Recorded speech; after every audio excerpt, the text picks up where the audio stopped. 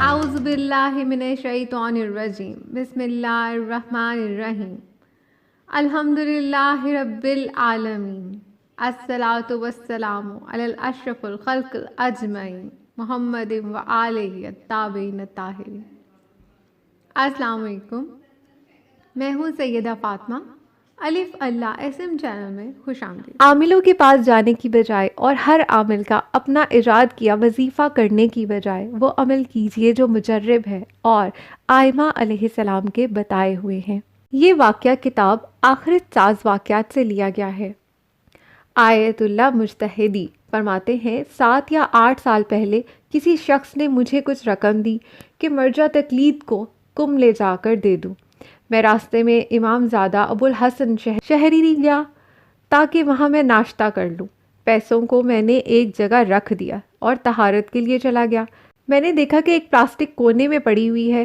میں اس خیال سے کہ یہ کوڑا ہے اس کو کوڑے کی ٹوکری میں ڈال دیا اور ناشتہ کے بعد گم چلا گیا۔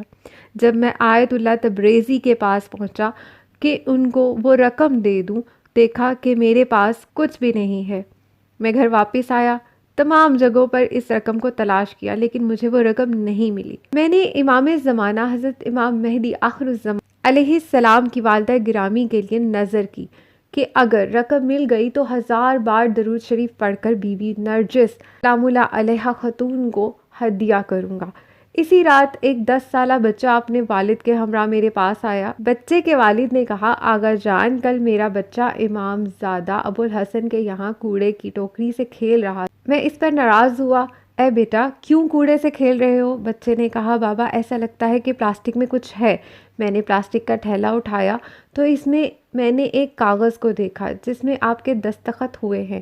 اسی وجہ سے یہ رقم آپ کے پاس لایا ہوں۔ تو آپ نے دیکھا کہ درود پاک نے کیا کام کیا ہے؟ خدا نے اس بچے سے کہا کہ اس کوڑے کی ٹوکری سے کھیلو تاکہ چیک مل جائے۔ آیت اللہ مجتہدی فرماتے ہیں کہ میں نے اس بچے کو 5000 تومان بطور انعام دیے اور اس کے والد سے کہا، تمہارا بیٹا روحانی بننے کے قابل ہے۔ کافی افراد تھے جو بے اولاد تھے۔ میں نے ان کو کہا، ایک پورا قرآن پاک امام زمانہ حضرت امام مہدی آخر الزمان علیہ السلام کی والدہ گرامی نرجس سلام اللہ علیہ کی نظر کرو تاکہ صاحب اولاد ہو جا۔ حاج آقا فصیح بازار میں عجیل یعنی ایران کی ایک سوغات ہے جسے بیچا کرتے تھے۔ اس کے 2 بیٹے تھے۔ چھوٹے بیٹے کی اولاد تھی لیکن بڑا بیٹا بے اولاد تھا۔ بڑا بیٹا بہت ہی نیک اور اخلاق کا اچھا تھا۔ مجھے یہ رنج تھا کہ کیوں اس کے بڑے بیٹے کے اولاد نہیں ہے۔ میں نے اس سے کہا کہ اپنے بیٹے سے کہو یا بہو سے کہو کہ ایک پورا قرآن پاک امام زمانہ حضرت امام مہدی آخر الزمان علیہ السلام کی والدہ ماجدہ کی نظر کریں۔ چند دنوں بعد مجھے بتایا گیا کہ ان کے یہاں خوشخبری ہے۔ جس وقت بچے کی ولادت ہوئی تو مجھے ہی اپنے گھر بلایا اور میں نے اس کے کان میں اذان دی اور اقامت کہی۔